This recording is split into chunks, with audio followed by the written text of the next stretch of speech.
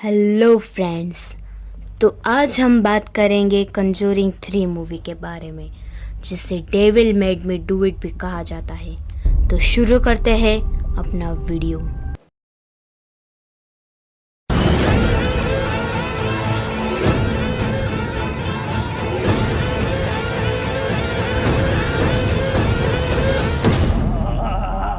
हम बता दें कि कंजूरिंग यूनिवर्स में कई फिल्में बनी, जिसमें कंजूरिंग 1 और कंजूरिंग 2 वही एनाबेल और लाल लॉरेन काफ़ी प्रसिद्ध हुई।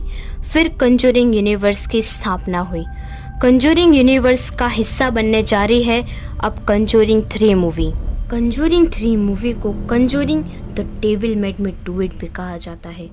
बाकी सभी कंजूरिंग फिल्मों की तरह यह फिल्म भी एक सत्य घटना पर आधारित है। यह फिल्म भी एड वॉरेन और लॉरेन वॉरेन की केस फाइल में से ली गई है। यह फिल्म को माइकल चाउस ने डायरेक्ट किया है। यह फिल्म की स्टोरी जेम्स वॉन ने लिखी है। यह फिल्म एक अदालती मामले पर आधारित है, जिसमें भूतिया घटनाएं शामिल है। तो बढ़ते हैं कंजूरिंग 3 मूवी की रियल और डरावनी स्टोरी की तरफ। यह स्टोरी है ग्लेडचेल फैमिली की, जिसमें मिस्टर ग्लेडचेल, मिसेस जूडी ग्लेडचेल और उनकी बेटी डेबी और उनका 11 साल का बेटा डेविड शामिल था। ग्लेडचेल फैमिली ब्रुकफील्ड के नए घर में रहने गए थे। इस भूतिया घटना का मुख्य रूप से शिकार हुए मिस्टर ग्लेडचेल के छोटे बेटे डेविड ग्लेडचेल जब उनके घर में रहते थे तब उसे किसी अदृश्य चीज का एहसास होता था। डेविड जब बेसमेंट की सफाई कर रहा था तब उसे किसी बूढ़े आदमी का होने का एहसास होता था। वह बूढ़ा आदमी डेविड को धक्का मार रहा था।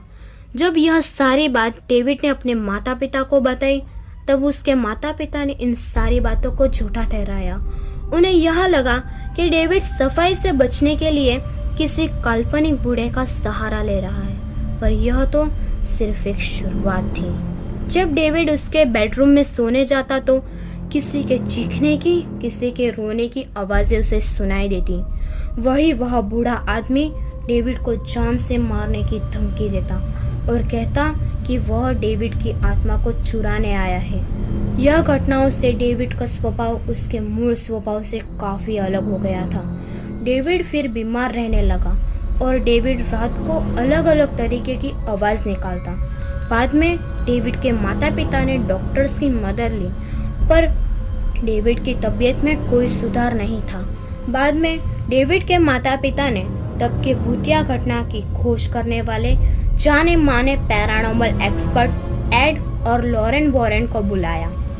एड और लॉरेन वॉरेन ने इस घटना की तहकीकात की। बाद में लॉरेन वॉरेन ने इस घटना को केंद्र में रखते हुए कहा था कि उनको डेविड के पास एक काली परछाई दिखती जो हमेशा डेविड के साथ रहती। इन्वेस्टिगेशन के बाद एड और लॉरेन ने यह खुलासा किया था कि डेविड किसी एक या 2 आत्मा से पजेस्ड नहीं था, परंतु वह 43 स्पिरिट से प्रभावित था।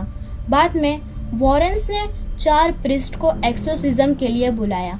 एक्सोर्सिज्म में डेविड की बहन डेबी का मंगेतर भी मौजूद था।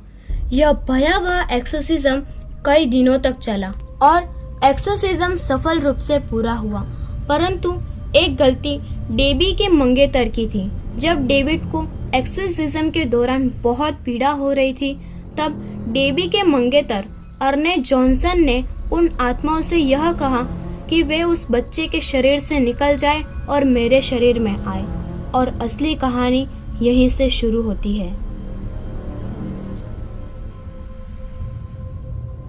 लॉरेन वॉरेन ने यह घटना के बाद इंटरव्यू दिया था और इस इंटरव्यू में लॉरेन ने कई सत्य का खुलासा किया। उसने कहा था कि जब एक्सोर्सिज्म चल रहा था तब डेविड काफी अलग अलग हरकतें कर रहा था। एक्सोर्सिज्म के दौरान खींची हुई एक तस्वीर हम आपको दिखाना चाहेंगे। यह तस्वीर में डेविड एक्सोर्सिज्म के दौरान अपनी मां को गले लगा रहा था। आप यह साफ साफ देख सकते हैं। एक्सोर्सिज्म के कई महीने बाद अर्ने जॉनसन भी डेविड की तरह हरकतें कर रहा था। इसी कारण डेबी ने अपने दोस्तों के साथ डिनर प्लान किया, जिसमें उसने घर के मालिक एलान बोर्नो को भी शामिल किया था। एलान बोर्नो नशे में धुत था। नशे में बोर्नो ने डेबी की चचेरी बहन मेरी को पकड़ लिया और छोड़ने को ना बोल रहा था। इसी गुस्से में अर्ने जॉनसन ने एलान बोर्नो को 5 इंच के चाकू से कई घाव मारे और उसकी वहीं मृत्यु हो गई। और यह घटना कोर्ट में गई। वहां अर्ने ने कहा कि the devil made me do it. इसका मतलब है शैतान मुझे यह करने पर मजबूर कर रहा है। उसका यह बयान सुनकर कोर्ट को यह लगा कि वो अपने डिफेंस के लिए ये सब बातें बोल रहा है और उसका यह बयान उसको कोर्ट में निर्दोष साबित न कर सका और इसलिए उसे प्रथम श्रेणी की हत्या में 24 नवंबर 1987 में 10 से 20 साल की सजा हुई और उसके अच्छे व्यवहार की वजह से उसे सिर्फ 5 साल की ही सजा दी गई। अमेरिकन इतिहास में ऐसा पहली बार हुआ होगा कि एक भूतिया घटना कोर्ट तक गई होगी और इस घटना ने काफ़ी सुर्खियां बटोरी थी और ये घटना मीडिया पे भी काफ़ी ट्रेंडिंग में रही थी। अगर आपको लॉरेन वॉरेन का इंटरव्यू देखना हो तो उसकी लिंक डिस्क्रिप्शन बॉक्स में है। तो आइए इस घटना की कुछ सच्ची तस्वीरें देखते हैं।